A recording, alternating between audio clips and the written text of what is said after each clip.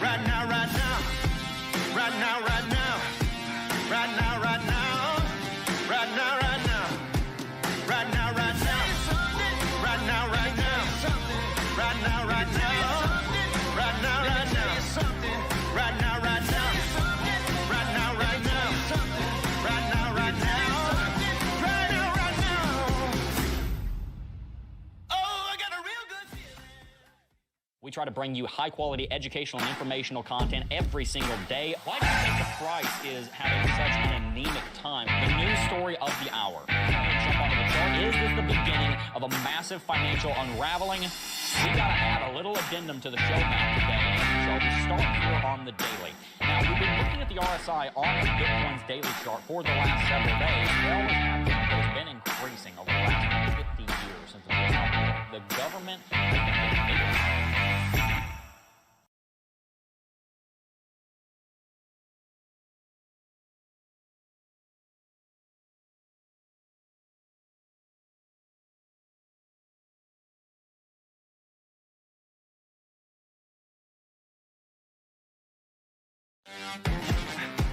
Right now, right now. Right now, right now. Right now, right now. Right now, right now. Right now, right now. Right now, right now. Right now, right now. Right now, right now. Right now, right now. Right now, right now. Right now, right now. Right now, right now. Oh, I got a real good feeling. We try to bring you high-quality educational and informational content every single day. Why do you think the price is having such an anemic time? The news story of the hour. Jump onto the chart. Is this the beginning of a massive financial unraveling? We gotta add a little addendum to the show map today. So we start here on the daily. Now, we've been looking at the RSI on Bitcoin's daily chart for the last several days. They always have been, but it's been increasing over the last 50 years since we've been out there. The government has been getting bigger. Hey guys, what's going on? Jebb here, and welcome back to Coffee and Crypto Live. This is your week daily morning show where we bring you the latest in Bitcoin and cryptocurrency, technical, on-chain, and fundamental analysis, and I really want to know what's going on with all the technical difficulties this week.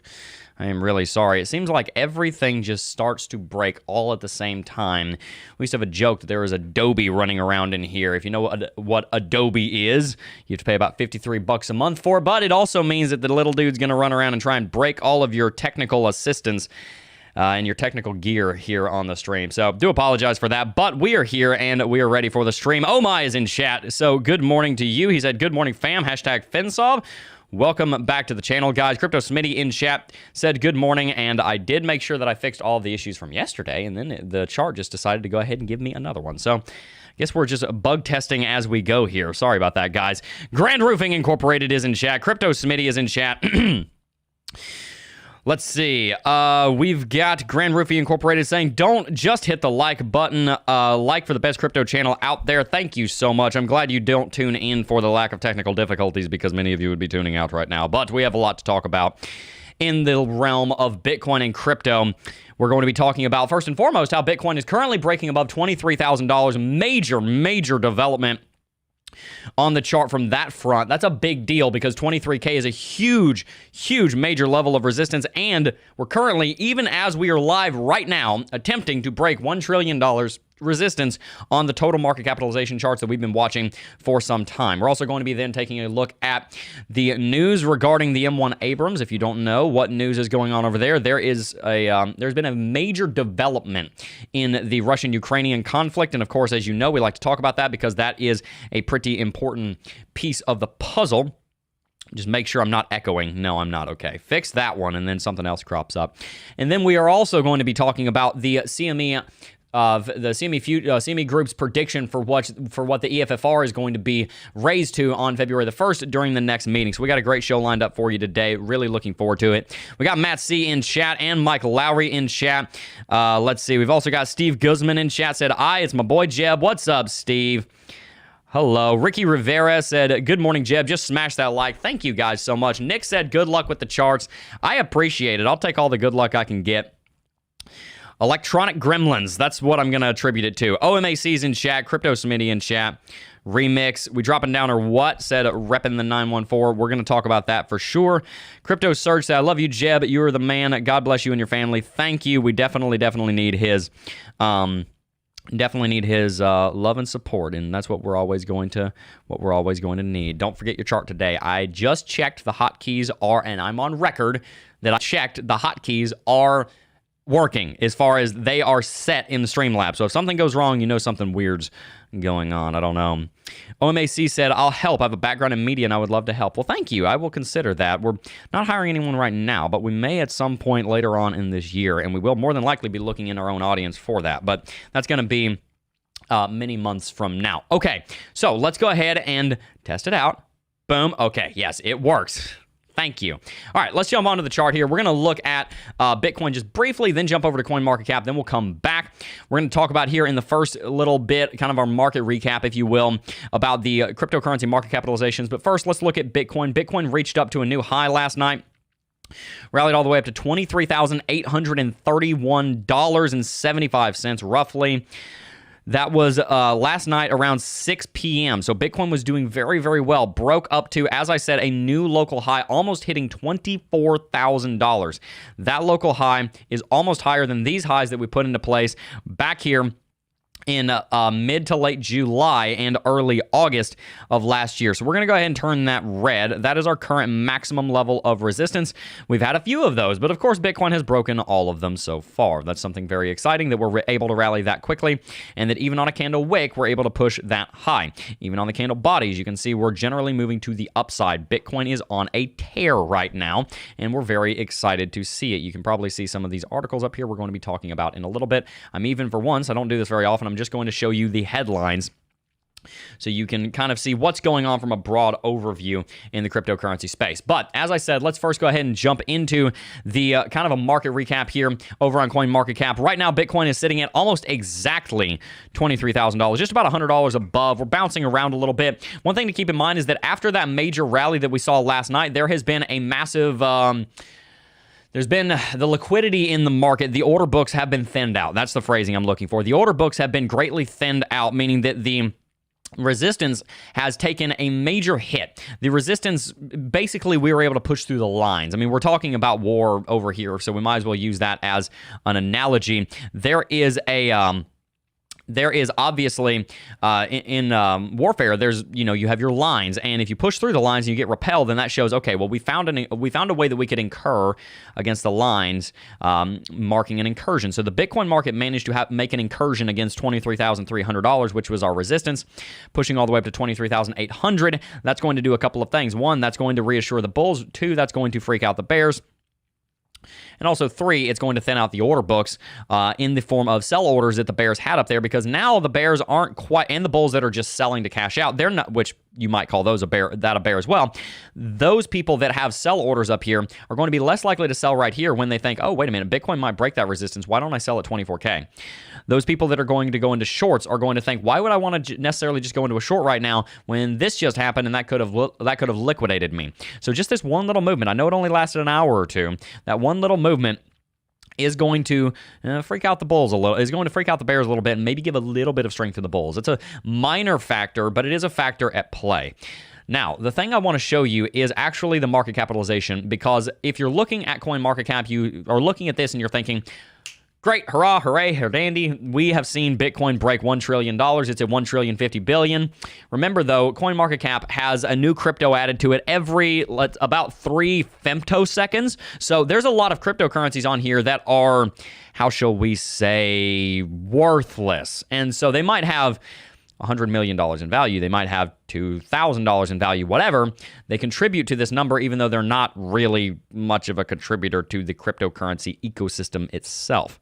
So that's where total comes in over on TradingView. This excludes some of those smaller cryptocurrencies, and it generally has a slightly lower calculation for what the market capitalization of the entire cryptocurrency market is.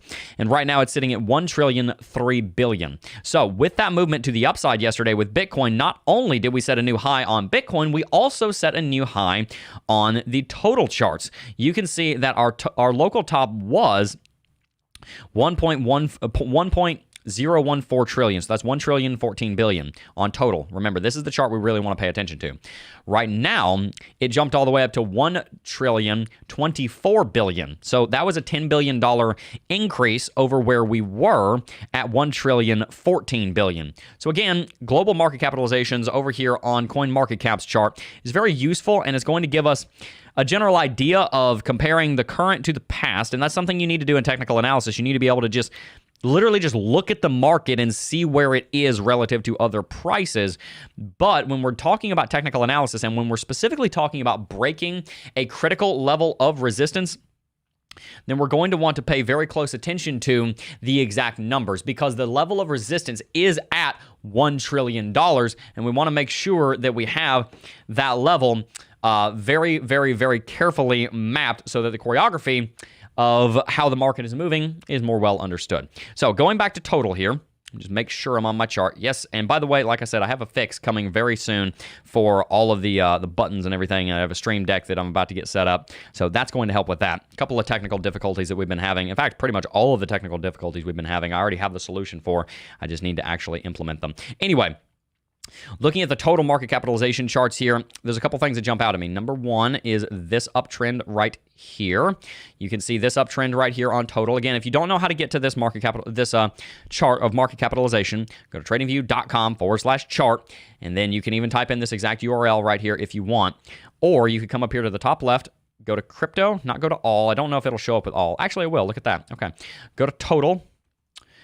Crypto total market cap, $ calculated by TradingView. It's going to bring you right here. There's also total two, and then there's total three. That's total two is everything excluding Bitcoin. Total three is everything excluding Bitcoin and Ether. Then total DeFi is the total DeFi market capitalization, and then all total value locked on all chains, and then others, total market capitalization. So there's multiple different charts here, but this is the one we really want to pay attention to. Right now, Bitcoin is contesting two different levels of resistance. This peak right here on this wick, and then this wick right here.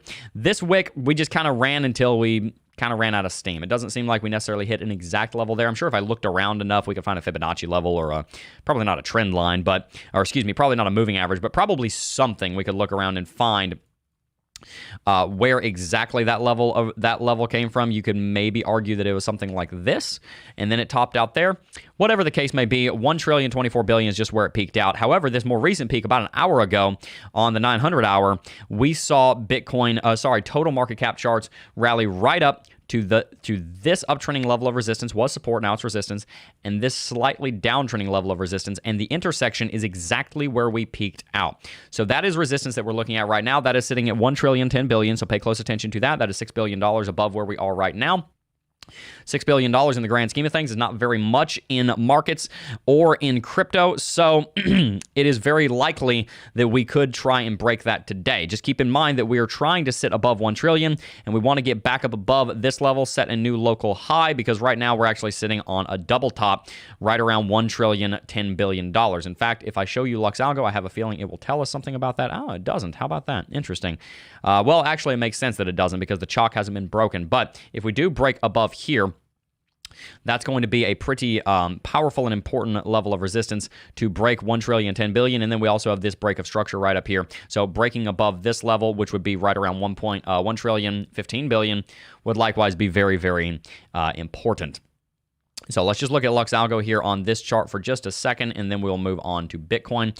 As you can see, we're in a buy signal right now. We are largely trading sideways on the hourly chart, but we are in a confirmed buy signal. Out on the daily chart, you can bet your bottom dollar that we're in a strong buy signal. Remember, this is not the Bitcoin chart. This is the market capitalization chart for all of crypto. This is the first major really strongly confirmed buy signal that we've seen on this chart in quite some time. We saw a confirmed buy signal right here with the trend catcher turning green. However, that didn't really amount to much, because FTX went bankrupt about 7 days after we saw that turn green. In fact, 5 days after that turned green, because they went bankrupt November 8th at 11:03 a.m. Eastern time. That's not the exact time it was filed. That was the exact time that we found out about it through FTX's former CEO Sam Bankman-Fried's Twitter post. Okay. So, what does all this mean? This means that crypto is in a gigantic rally, and it's in one of the largest rallies that we have seen in a very long time, and it started on December 30th. Total market capitalization is up 37.45% to the peak that we set just a few hours ago. About 12 hours ago.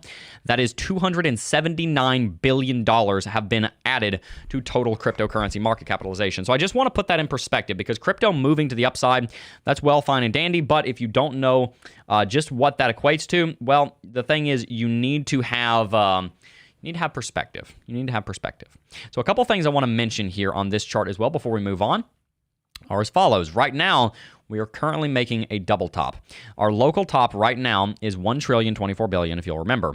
That is just ever so slightly. That's like $2-3 billion below this local top that we set over here. So the reason that that's significant is because crypto is trying to break this top on 3 different charts: Bitcoin, total, and Ethereum. So the total market capitalization charts have not managed to break this local top that we set here on November the 5th yet. They could soon if Bitcoin goes on a tear, and it is up $100 since we started the stream. We'll look at that in a second. Same thing on Ethereum, though. Ethereum is below its local top that it set right before FTX imploded. Bitcoin is the one of those 3 major charts that we're looking at that is above its local top that we set back there. Its local top was at 21,478. Right now we're at 23,129. So remember yesterday's stream, we talked about the altcoin engine, how things are cyclical, and we talked about how Bitcoin many times will go on a run and then retrace, and when people sell out of Bitcoin for that retracement to take their profits, they'll put their profits into the altcoins because the altcoins rallied a little bit, but not much. They won't take their money out of the ecosystem because they just made a lot of money in the ecosystem. The market likely just rallied 20, 30, 40, 50%, so they have more confidence than they would if we were in a bear market or accumulation phase. They take the money, they put it into an altcoin. The altcoins start to rally. You see $100 billion be dumped into Cardano, Ethereum, Binance, Polygon, Matic, whatever, Chainlink, whatever you want to call it, all the altcoins, and then the altcoins rally, then people make a lot of money in the altcoins. They sell the altcoins back into where? Bitcoin or stable coins. The stable coin dry powder reserves, not ratio, reserves start to increase, which means that we have more of a cushion if we do go through a pullback for people to buy in and provide instant liquidity. You buy into Bitcoin, Bitcoin goes up, and you get this piston movement where you have this cyclical nature where the Bitcoin market goes up, not so much at the expense of the altcoins. The altcoins don't go down, but they kind of go up like this, and then they go up like this, and then they just both move in that back and forth motion. And that's kind of what we're seeing right now. We're seeing what seems to be the start of that. Normally, it's Bitcoin that is going to be the first stroke of the engine, of the 2-piston engine kind of deal that we're talking about here. And then Bitcoin will be cashed out of, and then it will move into other cryptocurrencies. So looking back at the chart here, total market capitalization sitting at $1,007 billion, Bitcoin sitting at $23,167. You can see even over the minute chart just how much volatility there is. We are moving in just the last 18 hours in a 2% range of volatility, moving up and down hundreds and hundreds of dollars. We are looking at quite a bit of volatility right now, and one of the reasons for that large volatility is because we have seen the order books get cleared out so thoroughly all the way up to $23,000. So now the question is, can all of this volatility, instead of just fighting with itself, the bulls and the bears just fighting back and forth, can this volatility cause the market to rally all the way back up here to $23,800 and push higher? If so, Bitcoin could get a massive shock so that it could go through a major rally. So again, levels of resistance to look at, $1 trillion, not on CoinMarketCap. You're looking at about $1,050 billion over there is where we need to break through. But look at $1 trillion on the total market caps. We want to see total market caps breaking $1,024 billion. And by that, I mean, I want to see like $20 or $30 billion above that. So I really want to see $1,070 billion on total market cap charts. That means we would have broken our pre-FTX highs and probably confirm that breakout. Same thing with Ethereum. You want to see Ethereum come in and break roughly $1,700. I'd like to see Ethereum up at $1,700, $1,800, if not even all the way up here, which would be $1,800. That's a local top that we set right around September of last year. Breaking up there would indicate that we have broken our pre-FTX highs, meaning that not only have we erased the losses that FTX brought, but also that we have gone ahead and we have created an industry, a market, where we can rally even higher than what we were able to do in the run-up before FTX went bankrupt. That's a very encouraging thing, and we'd like to hope that that is based on fundamentals such as we've talked about, CPI coming down, EFFR coming down to 25 basis points on the rate hike, Ukraine getting arms that it needs to defend itself, and many of the other core metrics such as, GDP, PPI, unemployment, supply chain constraints. Things are looking extremely hectic for the geopolitical situation and the supply chain situation around the world. But Bitcoin is probably largely going to be insulated from many of those things. Not from all of it, but from many of those things. If the S&P 500 can rally and if the Dixie can continue to drop, which as of yet, that is what they are doing, then we will see bullish gains on that.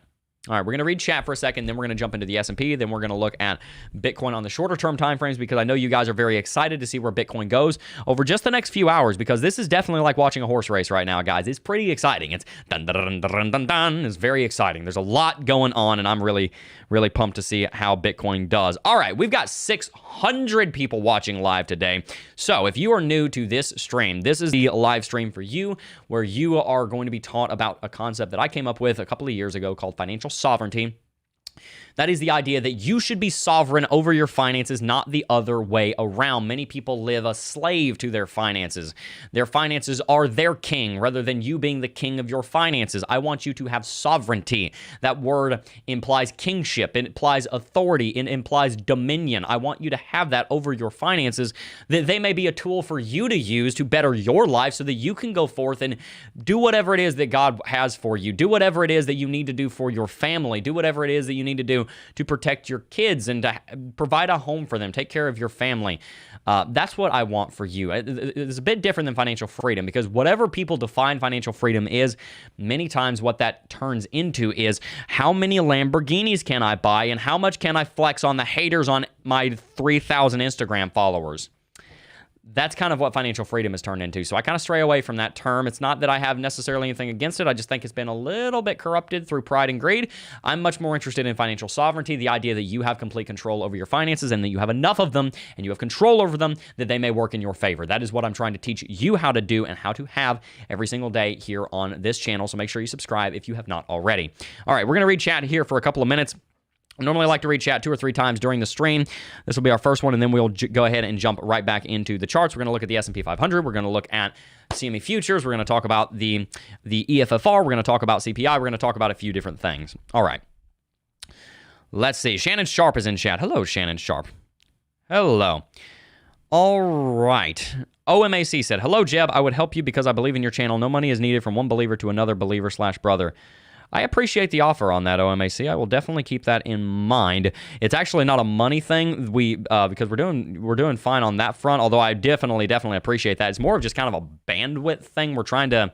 There's so much going on that I would feel bad because if we brought somebody in to help on some of those fronts, I wouldn't really be able to actually have too much time to train them right now because there's so much going on. Very exciting. Diamond Saw said, oh, please don't read my last statement. I will go ahead and not read it for you, but I will not read it out loud, but I did read it, and that's very interesting. All right. When do you plan to put your last third of your funds you mentioned, Jebb? At this point, I'm going to hang on to them for quite some time. One of the reasons that we didn't put all of them in the first place is because we wanted to go ahead and remain liquid. And that liquidity is something that I'm definitely considering not putting into crypto, but instead using for business operations just for the sake of growing things and getting new stuff. It's a little bit delayed, but there's some things we're working on here for the channel that are going to be very exciting, and that takes a little bit of money, so we may end up putting it into the channel rather than into crypto, because ultimately, I want to help you guys and to have a great product, and the product is this channel and all the information that we have here. All right, when to long, Jebb? December 30th. Of course, everything's easier in hindsight. Right now, I would be a little bit careful of longing, unless you're doing it on a very short time frame with very tight stop losses and you have a lot of money to lose. You can rewind that because I think all three of those things are very important. All right. Alrighty, let's see. What happens when all Bitcoin is mined in the future? Will the network collapse? Great question. So all Bitcoin will not be mined until 2140. That'll be the last time that any Bitcoin is mined. So we're looking at 117 years from now. So that's, first of all, none of our problems. And second of all, the system should work just fine because miners don't just make money from the rewards. They also make money from the gas fee. Excuse me, that's not the gas fees on Bitcoin, through the fees. They're just called fees on Bitcoin. So they end up making money through there. The network would likely not collapse because it's an auto-regulating network. You have the network difficulty shift based on the amount of money that miners are making. So you may end up having a lot less miners, but if you have a lot less miners, the difficulty would go down. Now, it'd probably still be 1,000,000,000 times higher than it is now, maybe literally with the way computers might be working in 100 years. There might be less miners. There might be less money to go around, but the Bitcoin ecosystem can work with 1 miner or 1,000,000 miners. That's how scalable and how flexible it is. All right. Jen, I teach computer science to my middle school and high school. Would love if my students could get a shout out and be involved somehow. Boom, shout out. Shout out to all the kids over there in high school and middle school working on computer science. That is a wonderful field to go into, a much needed one, and we definitely need more software engineers and engineers in this wonderful, beautiful, incredible United States of America that I call home. All right, we're going to jump back into it. We got to talk about the S&P 500. We're going to do some more charting. If you are new here, we do a lot of technical analysis, and we also talk about geopolitics. One of the things I've been studying a lot lately is the geopolitical situation in Russia and Ukraine. I've been studying go back to full screen while I break this down. I've been studying the geopolitical situation in Russia and Ukraine quite a bit. I've been studying world history as a passion for 10 years, so I have some background in it, not a professional education in it, but I've studied it extensively for a multitude of years. I've done a lot of studying it because I love it, and it's very interesting to me, and ultimately that's where I think our education thrives the best, is when we're learning something that we enjoy. The best teachers are always the teachers that help us to love what it is that we're learning, so that it doesn't feel like a chore, because if it feels like a chore that you're learning something, then you're not going to remember it. That's one of the reasons that I like to do education here on YouTube, because I want to teach you guys something that you're going to love. So one of the things I've been learning about recently is the geopolitical situation in Russia and Ukraine. I've been learning quite a bit about supply chain mechanics. I've been learning quite a bit about demography, that we may be able to understand the world through all those different lenses, because those are the things that really drive the world. It's not just technological adaptation and evolution and adoption, which is one of the main things that drives crypto. It's also the way human society works, and geography and demographics impact that. So we take a view on crypto, the stock market, and geopolitics and history here at this channel, because I believe they're all intimately intertwined, and you cannot render them asunder in any way, shape, or form, because they are all part of one narrative, which is that of human history. So let's continue working on the charts, and then we will go ahead and jump into some news, because there are some major updates that I'm interested to tell you about. One of the things I want to show you is the S&P 500. This is the SPY, also known as, that's the ticker for the SPDR S&P 500 ETF Trust over on the New York Stock Exchange. This is the most important stock market chart in the history of mankind. And the reason is because this shows you the direction, the inclination, the velocity, the liquidity, and the overall health of the United States stock market. This is the S&P 500, an index of the 500 largest companies in the United States by market capitalization. You can see that we've been having a general downtrend in market capitalization, not market capitalization, but in price value of the S&P 500 for about a year and a half. We started our downtrend, not a year and a half, about a year. We started our downtrend right here almost just over a year ago, about a year and 20 days ago, around January the 5th of 2022. From there, a couple of different things were causing this. Number one, the world was going back to normal after the pandemic. People were saying, okay, we're just going to have to learn how to live with this thing, because we're just not going to be able to stay locked down forever, because human society will collapse in on itself if we continue this way for much longer. So the world just started accepting that we were going to have to deal with the pandemic, and it was just going to become endemic and part of our daily lives. Sad, true. It's the world we live in. On top of that, any geopolitical analyst who had been looking at the Russian-Ukrainian situation knew that there was an invasion coming at some point in the first half of this decade. Probably right around the time it did, because if you don't know what Russia's demographics look like, let me just grab you, let me just pull that up. Let me just pull up what I'm talking about so that you actually can see what I'm referring to. The Russian demographical pyramid for, let me see if I can get it for 2022, because some of these are a few years old. Let's see here. I didn't plan to talk about this, but we can go ahead and do it. Give me 1 second. Let me get a good chart for you so that we can see what I'm talking about here. This is probably going to be the best one. All right, this is 2022. Oh, sorry, this is 2020. So basically, if you've never seen one of these, this is what's known as a population pyramid. On the right, you have the female population. On the left, you have the male population. The bars represent either millions or percentage. In this graph, it is population in an absolute term. And then each one of the bars represents an age bracket. So as you can see on the left, we're going up from 0 to 4, 5 to 9, 10 to 14. This is ages in years. And you can see the population of Russia. This is in 2020. So this is 3 years ago. So you can see just by looking at this, if you've ever seen a demographic pyramid, some of the major history that's taken place. So remember Russian history. What are some of the things that have happened in Russian history? We have watched we watched the revolution in the late 1910s. Then we watched, we saw Stalin come into power. We saw Russia's influence in China and their allegiance with Mao Zedong. Then we saw the different leaders of the Soviet Union, of the Communist Party, taking over, and all the different famines. We've seen the different wars. We've seen the war in Afghanistan. We've seen the invasions of Azerbaijan and Georgia. We've seen many different things that killed a lot of men. Specifically, I don't just say men as in humans, but men specifically. So you look at this chart here, and you can see on the right, there are a much, much, much higher number of women, over double the number of women in this age bracket of 79, this would be 77 now, and above, that are women, because so many of the men got knocked out as far as they were killed by something, either World War II. You're looking, this is 80 years ago. This is a lot of people that got killed by World War II. Then you see this massive dearth right here. You see this, where the male population just got completely gutted. You see, this is 30 years ago. What happened 30 years ago? The Soviet Union collapsed 32 years ago. That's what happened 30 years ago. From there, birth rates got cut in half in Russia. They came up a little bit 10 years ago, but then they started going down again. This is one of the worst demographical structures that we have ever seen in any human society of scale. And this is going to cause the downfall of their civilization in the next 30 to 40 years, because when this bracket of men right here enter into retirement, and this is all that's left, and a bunch of these guys are being thrown into cannon fodder in Ukraine. So either one, they're not coming home, two, they're coming home injured, or three, they're coming home with mental illness, such as PTSD. Then you have a population that cannot support itself, and the entire nation could fracture along ethnic lines into 40 different states. The dissolution of the entire Russian nation is likely this century, and they realize that, and that's why Putin wants to go down in history as the guy that not only stopped that, or at least slowed that down, allowed it to happen on their own terms, he also wants to go down in history as the guy that took over the 41 million people that used to live in Ukraine and then forced them to be Russian citizens. He wants to be the person that started to rebuild the Soviet Union.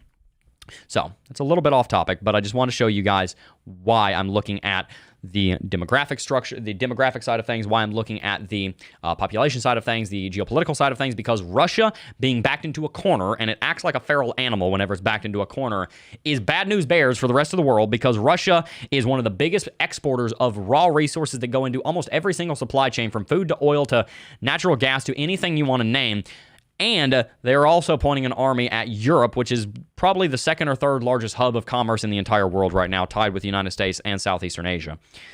So, very important what's going on over there. Anyway, we're talking about crypto. So let's go ahead and talk about crypto here for just a second, then we'll jump into the geopolitical. I want to look at Bitcoin's short-term time frame, then we're going to look at CME futures a little bit, CPI, just briefly, just recap on that, make sure you guys are up to date on that. First thing I want to do here is look at Lux Algo 1 hourly chart for Bitcoin. Now, if you'll remember, the daily chart for Bitcoin on Lux Algo is the most bullish Lux Algo that we've seen in many, many years. The last time we saw Lux Algo being this bullish was back here around October 20th of last year. Talked about that 2 streams ago. You can go back to, what's today? Thursday, you can go back to Tuesday's stream. I explained why Lux Algo is in the most bullish state that it's ever been since this period in the market, excluding all of this. This right here is the biggest, most powerful bullish movement that we have seen since this point in time right there. Go back and watch that stream. It was about halfway through. I spent about 15 minutes breaking it down.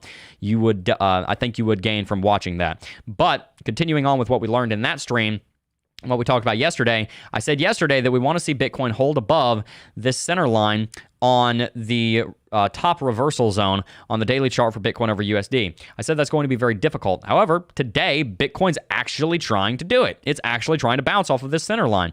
So we need to watch out for a big green candlestick like this.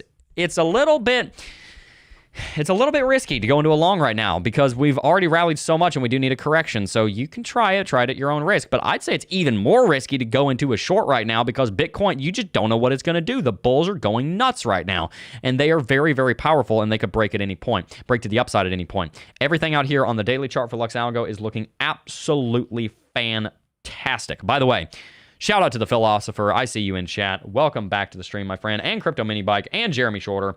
We'll be reading some chat here in a minute. Just wanted to give you a shout out while when I saw you. I have the chat up on my phone now, so that in case something breaks, as far as I'll be able to see the chat. So I'm going to start doing that from now on. I think that would be wise. All right. So on the hourly chart, Bitcoin is also bullish. So this is exciting. Bitcoin broke all the way up here into the top part of the reversal zone. Remember, the reversal zone is broken up into two different sections. We broke all the way up into the top part of the reversal zone and with a strong buy signal and a trend catcher turning green. We also broke at the same time above the EQ cloud, and relatively soon thereafter, EQ cloud turned green. We're now sitting above EQ cloud, and we're falling into it for support. Lux Algo looks incredible right here. If you guys don't have Lux Algo, you're missing out. I'm telling you, you should go ahead and get it with the link in the description box down below. But it's not just that. If we were to look down here at our technical indicators, a couple things show up. We do have technically a bearish cross on MACD, but you're normally going to see that after you see a big rally like this and then a small correction. Ultimately, what I'm most interested in is that Bitcoin rallied $1,500 in 7 hours and only dropped about $700 from there. So Bitcoin did go a little bit too far. It took 2 steps up and 1 step back, but it still took 1 step forward in the net. On top of that, you can see RSI is coming down just a little bit, but is still generally sitting above 50, which is wonderful. And relatively soon, if we do have a small break to the upside, we could see MACD turn bullish at any point above the 0 line. So that's wonderful. Let's also look at the VRVP here and see where our baseline is. If you remember, VRVP gives us something called a POC. It's a point of control. If you don't know, VRVP is a built-in technical indicator to TradingView. It is free in TradingView. You can go to visible range volume profile, and you can click that right there, and it'll bring it up, and it'll look like this. It'll look like this by default. You're going to see this. I don't like this. I like a lot of information. I like a lot of detail. I don't have as much resolution with this as I would like. Basically, what that number does, it tells you how many bars there are, the row size. How many rows are there? Well, 1, 2, 3, 4, 5, 6, 7, 8, 9, 10, 11, 12, 13, 14, 15, 16, 17, 18, 19, 20, 21, 22, 23, 24. That's what the 24 represents, is how many bars there are. I just go ahead and set it to 200 just because it starts with the 2, it takes 3 or 4 clicks, and then I get a lot more resolution. If you don't know what VRVP is, that's a visible range volume profile. Volume profile is telling us where most of the trading is taking place, where most of the volume is. So it gives us a better understanding of basically the areas that Bitcoin has spent a lot of time in. So Bitcoin, obviously, over this time frame, which is from wherever the chart starts to right here, there is a fixed range volume profile, by the way. I'll show you that really quickly just so that you guys can see how that works. You can set right here, and that will show the volume profile between these 2 points. I prefer the visible range volume profile because I'm not having to move it around a lot, the VRVP. But anyway, the reason we're showing this is because of this button in here. Go to Style, come down here to do POC. That is point of control. That is going to show you the absolute peak of all of these different bars. It's going to show you where the most of the trading volume has taken place, and most of it has taken place at a very coincidental spot, $22,929. I'm just going to go ahead and draw that right there because when I zoom in, it's going to move. All right, so this represents our POC as of 1/26/2023 at 10:40 a.m. Eastern Time. Where is Bitcoin bouncing? Bitcoin is bouncing off of exactly that line. You see why I wanted to look at VRVP. It's very important that we know where VRVP is, because whenever Bitcoin is below it, okay, we're on the bearish side. If we start gaining a lot of momentum, it's probably going to be bearish momentum. If we're on top of the POC and we start gaining a lot of momentum, it's probably going to be on the top. It's probably going to be a lot of bullish momentum. And actually, let me just go ahead and read this because this is true and I don't want to be mistaken. Enrique Suave said, VRVP is technically not free. You have to have a paid account on TradingView to use it. That is true. Thank you for the correction on that. You guys are always welcome to correct me if I make a mistake. It's my goal to be as factual as possible, and you were right. I've had a paid account for 5 years, so I forgot about that. But yes, it is a part of a paid membership for TradingView. So that's true. It's not actually free. My apologies for that. Had no intention to mislead you guys. But I think we do have an affiliate link for TradingView down in the description box down below. You can check it out if you want, and you can go ahead and sign up. It is another thing that I would definitely recommend having a subscription to if you are in cryptocurrency. All right, so being above the POC on the 1 hourly chart is exciting, because if we do have some exciting movement, then we would likely see that movement be moving to the upside. Now, a couple of other things. Let's go ahead and look here at Lux Algo Price Action Concepts. If we look at Lux Algo Price Action Concepts, we're also sitting right here around equilibrium. This is another part of Lux Algo that if you don't have, you should get. Lux Algo is incredible, and this is Lux Algo Price Action Concepts. In fact, I'm just going to go ahead and remove it and bring it back on here. Lux Algo Price Action Concepts. Again, this is part of this is part of the paid indicator. So give me 1 second. There we go. Just want to make sure I have the most recent update. It is still the most recent. Okay. So 1.1.1, because I just recently did an overhaul of this indicator, and it's going to show you that well, I need to go in here and turn it back on because I removed it. Inputs.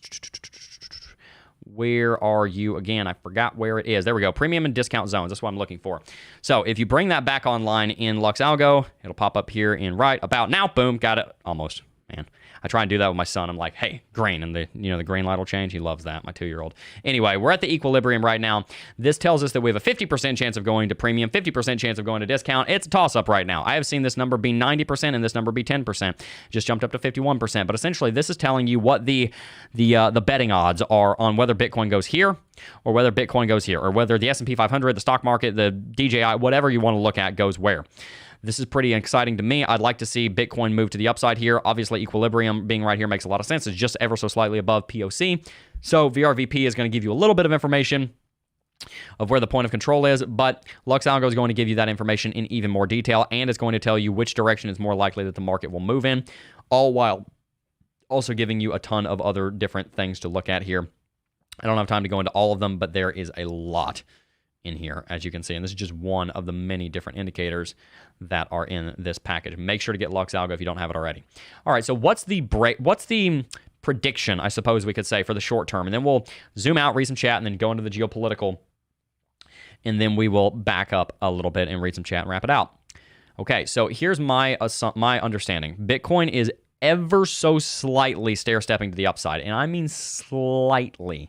It's tiptoeing through the tulips. No, it's just tiptoeing. It's tiptoeing to the upside, and it's setting new local highs, setting new local lows, but those local lows are just barely higher. We did set a double bottom down here, which is encouraging, and then Bitcoin just rallied very exceptionally. This right here does give us quite a lot of excitement, but what I really want to see Bitcoin do is I really want to see Bitcoin break and trade above $23,368. And the reason for that is I want to see Bitcoin range, not just break above, but range above this previous high. If Bitcoin can range above 23.4, then I'm going to be much more excited about this market. Until that point, I'm going to back off and I'm going to hold my my excitement in a little bit and say, all right, I want to see it prove it. Now, one thing also to keep in mind is that on Lux Algo's Lux Algo Premium, this is the original indicator that started it all. It's Lux Algo Premium, where we have the strong the buy and the sell signals. This strong buy signal right here follows from a confirmed strong sell signal, which follows a confirmed strong buy signal, following a confirmed sell signal, following a confirmed buy signal. All the signals are confirmed right now, but we're ranging sideways. Like these signals are not as useful in a ranging market because you can't say, okay, well, it looks like it's going to go up a lot. It's only going up a little bit. We've had a buy signal and then we rallied, a few $100s. I want to see Bitcoin really break out of this range. That's kind of what I'm getting at. Is I need to see Bitcoin break out of this range. I give it a higher chance than not that Bitcoin does, but I want to see Bitcoin get above 23.5, and I do think that that will happen relatively soon for a few different reasons that I'll go ahead and break down now, and then we'll jump into the reading of chat. One of the first reasons that I think that we are going to see a break above 23.3 or so, that range, that area that I'm looking for relatively soon, is because I do believe that the S&P 500 and the Dixie's correlation is going to make a difference here. This is the, let's see, which one of these is the Dixie? We're on such a short-term time frame here. Let's look at the S&P 500 first. SPDR, S&P 500 ETF is gradually moving up. Bitcoin positively correlates with the S&P 500. I mean, you can even see it matching almost perfectly, even to when the market has a rally. Then we look at the Dixie, the Dow Jones, sorry, not the Dow Jones, the dollar currency index. It's gradually moving down. Its downwards movement has slowed slightly, which means that its impact on the upward mobility of Bitcoin has lost a little bit of its causality, indicating that Dixie going down is not quite as bullish of a factor now as it was before, because Dixie's going down much slower now than it was before. When Dixie was plummeting, Bitcoin was rocketing. Now that Dixie is sliding, Bitcoin is climbing. There is a bit of a correlation, not just in the direction, but also in the intensity between those two markets, an inverse correlation. Okay, so that's pretty exciting. Looking at the S&P 500, we are going to see that the S&P 500 right now, and this is what I'm really keeping a close eye on, the S&P 500 is attempting to break this downtrend that it has been beneath and been held down by for a year. This has a pivot point, and January the 5th, it has a set point here, right around March 30th, just after the invasion began. And depending on how you draw it, we are either currently above this trend line, or if you match it like the line of best fit, if you remember 8th grade algebra, if you kind of just match it to what you might call the line of best fit, then you're going to say we're breaking above it a little bit. We need a confident break above this. I'd like to see the S&P 500 break above 408. If it could break up to 410, that'd be wonderful. It's going to be difficult considering the slaughter that's going on in the United States sector of technology. So many people are getting laid off over there. So many software engineers are being dumped onto the market. And I did say we need more software engineers, but one thing to keep in mind is that in the next couple of years, there's going to be a massive amount of software engineers looking for jobs, and they're going to probably find it in the small business sector, and you're going to see a lot of smaller tech companies that couldn't afford to pay an engineer $250,000 now only need to pay them $180,000, and they're going to be able to grow because they have decreased capital costs, and they're also trying to bootstrap it rather than raise capital when you're looking at 6% interest rates on the base rate. All right, so I'd like to see the S&P 500 go through a major rally, but it's going to take time for it to prove it to me. Total market cap is sitting at $1 billion right now, so really, it's a wait-and-see game. Is Bitcoin going to break or not? I think that there's reason to believe that it will, but if it doesn't, we've still made a lot of gains over the last few months and over the last few weeks, and we want to be thankful for that as well. Okay, let's go ahead and read some chat. One of my favorite parts of the... That is one of my favorite parts of the stream here. I love reading the chat. All righty.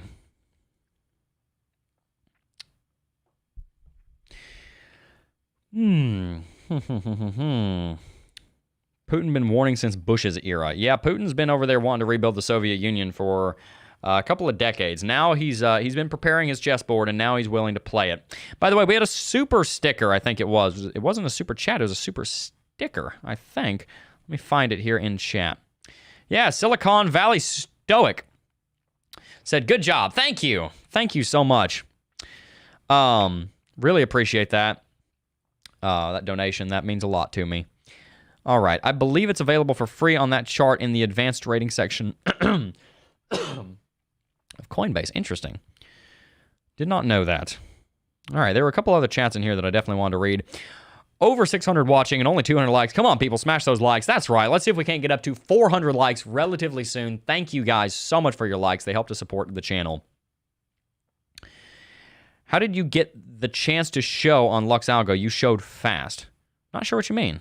I don't know. I love Lux Algo. Let's see. If not in a position, I would wait for myself personally breaking resistance or support. That's kind of what I'm saying. We're ranging. We need to see a confirmation of a movement in one direction or the other, and right now we don't have it.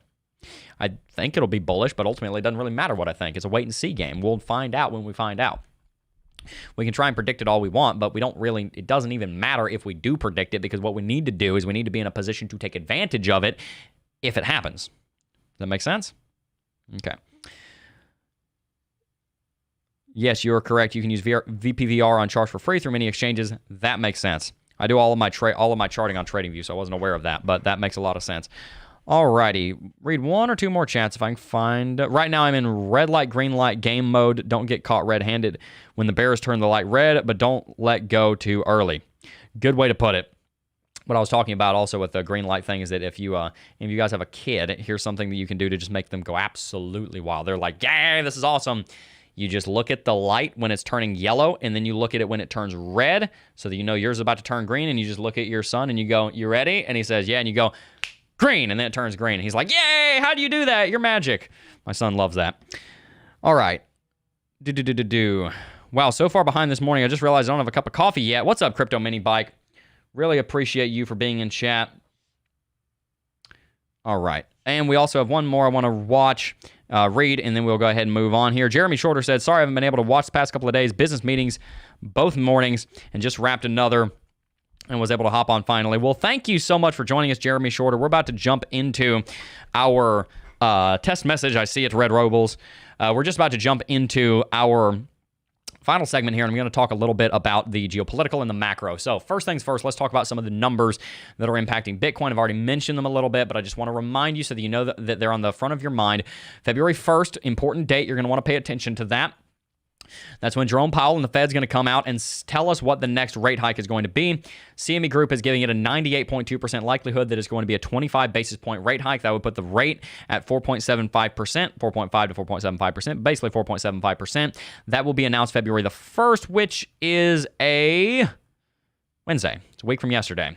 Okay, a couple of weeks ago, we also saw CPI come out, so BLS.gov/CPI. Let's see if I got that. I didn't. I was close. Come on. Let's try it again. BLS.gov/CPI. Put guck. Gov. You could see that we dropped down to 6.5. The next time that we're going to have a release is Valentine's Day. That's going to be exciting. Hopefully we'll get some good news on Valentine's Day.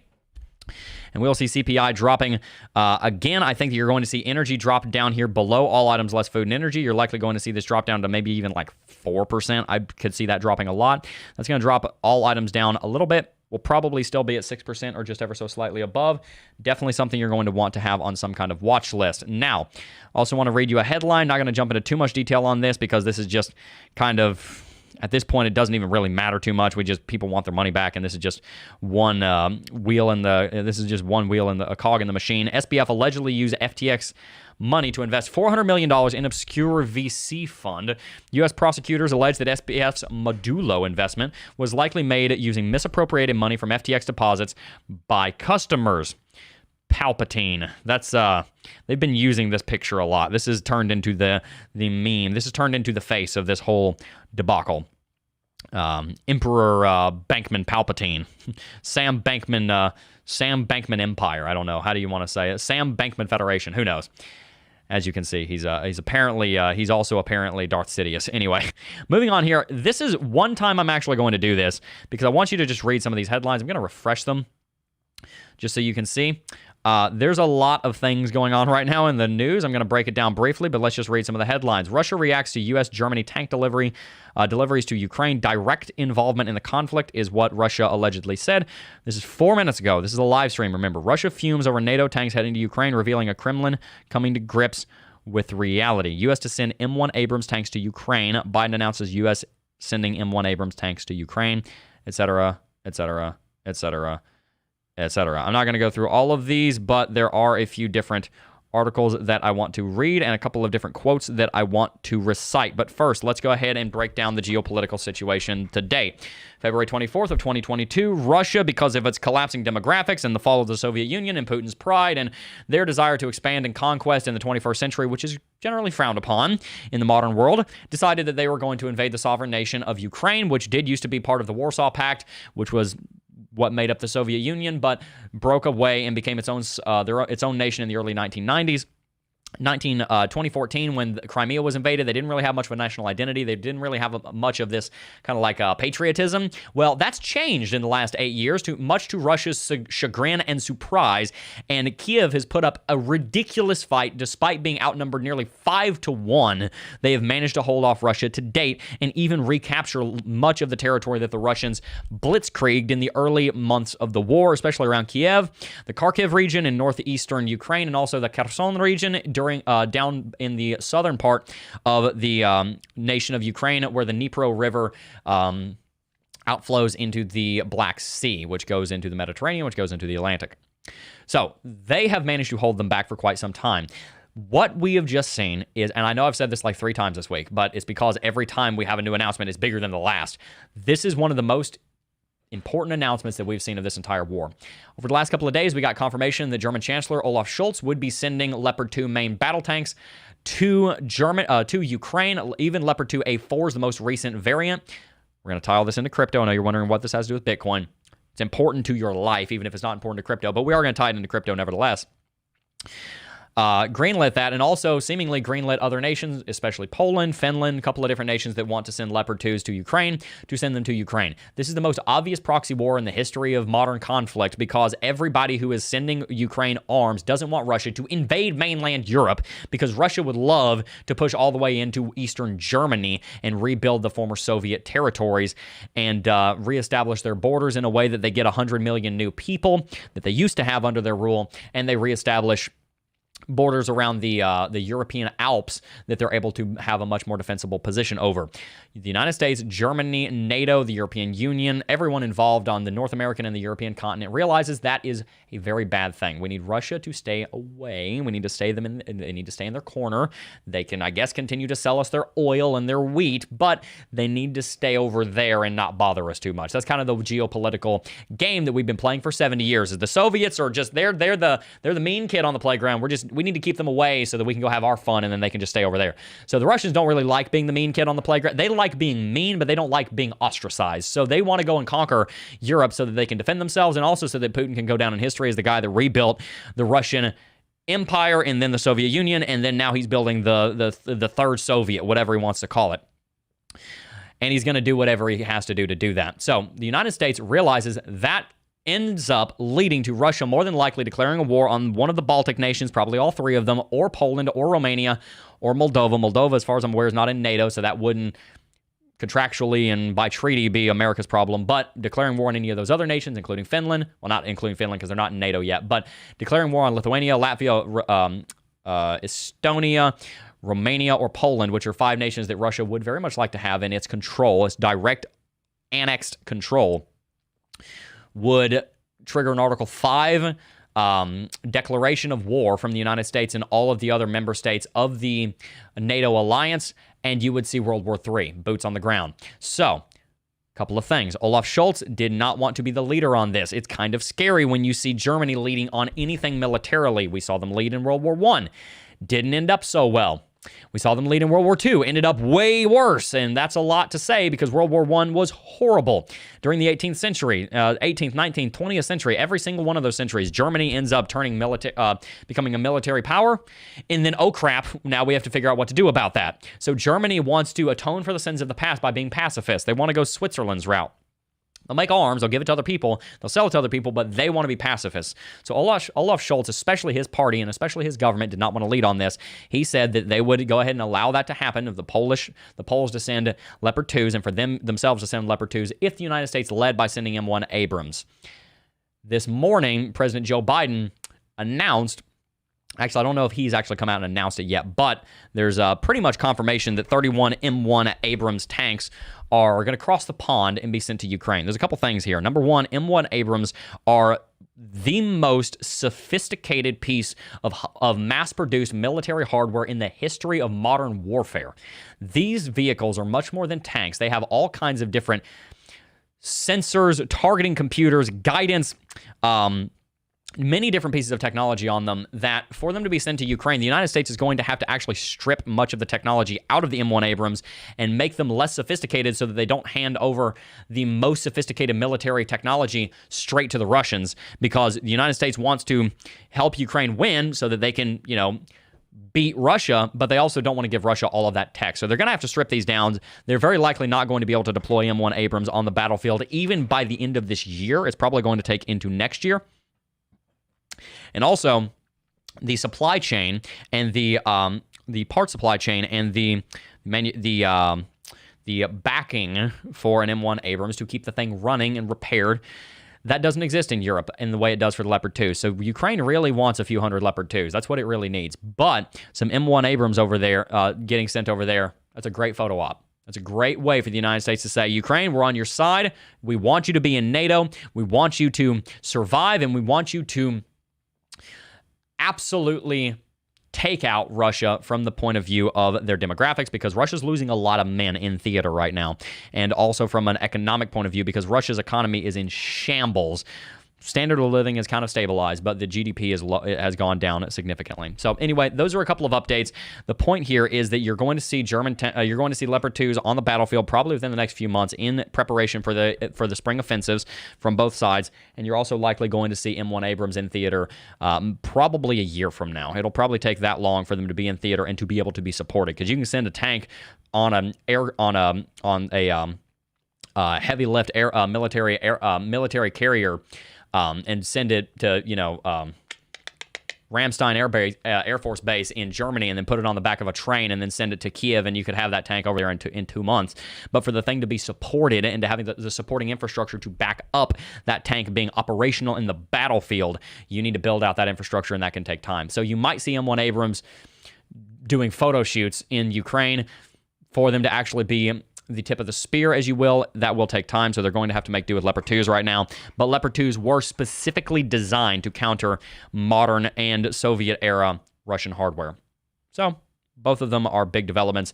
I would expect, and we talked about how we would expect that Germany would go ahead and greenlight this in the next couple of weeks. Well, a couple of weeks have passed. Now they've greenlit it. So is the United States. I wasn't sure they were going to do that, but they did. That's a pretty big deal.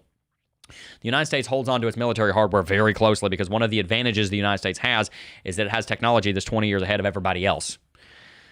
So there are plenty of systems on the M1 Abrams that are top secret that they don't want to be released, so they're going to have to dumb those down and then send them over and build the infrastructure. Nevertheless, this could mean hundreds of Leopard 2s and dozens of M1 Abrams on the battlefield within just the next 12 months, even in just the next 3 months in preparation for the end of the winter, moving into the spring offensives where Russia's going to try and take territory, and so is Ukraine. Why does that impact Bitcoin? A couple of different reasons.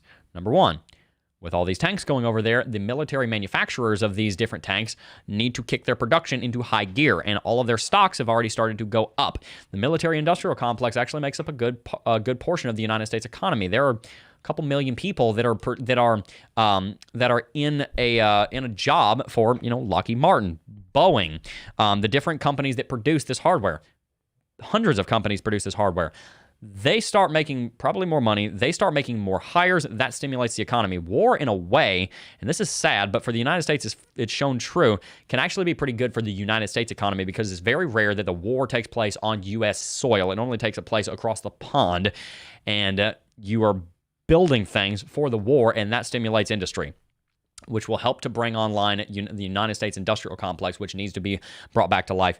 Anyway, on top of that, it also means that if Ukraine has these tanks and they're able to hold off the Russians, that's good for business because it provides stability in Europe. You might think, how's there stability in a conflict? Well, what's not stable is when one nation is completely blitzkrieging another one. What is stable is when the front lines aren't moving very much or when they're moving in the right direction. Stability is good for risk on assets, Bitcoin being the chief of those. So there's your update about the global situation and how it impacts the cryptocurrency market.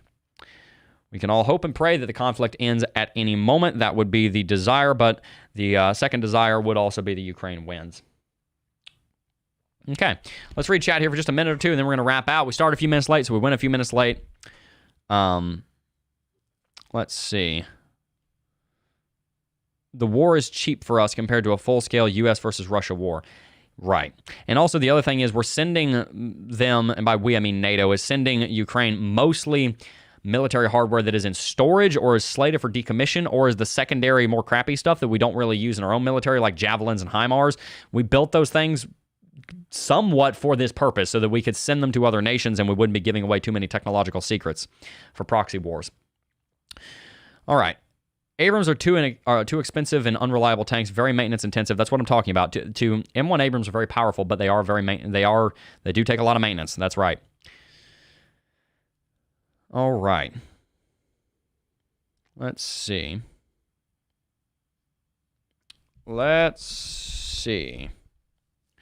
They will destroy all the Western battle tanks because once the tanks enter the battle zone, those tanks will be the primary targets.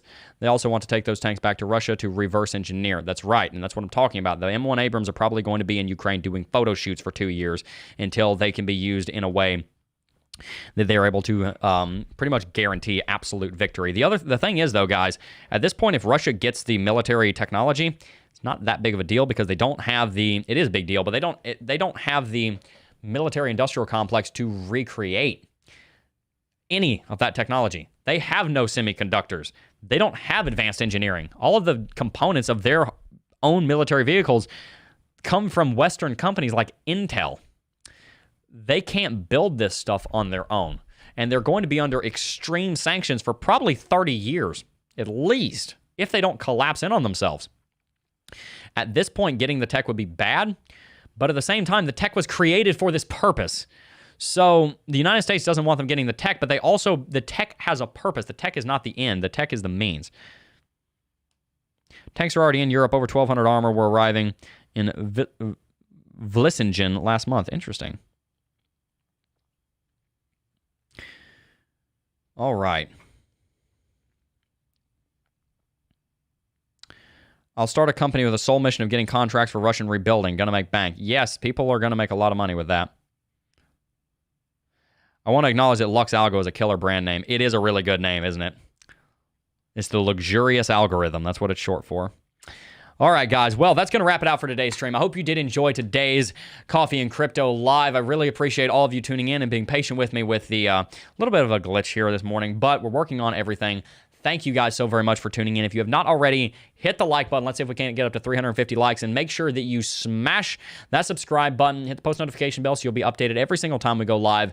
And consider signing up for Lux Algo. You can use coupon code Jebb, J-E-B-B, for 20% off at checkout with the link in the description box down below. I love you guys. But before I go, I do just first want to thank each and every single last one of you for watching this video as always. And I will see you guys in the next video.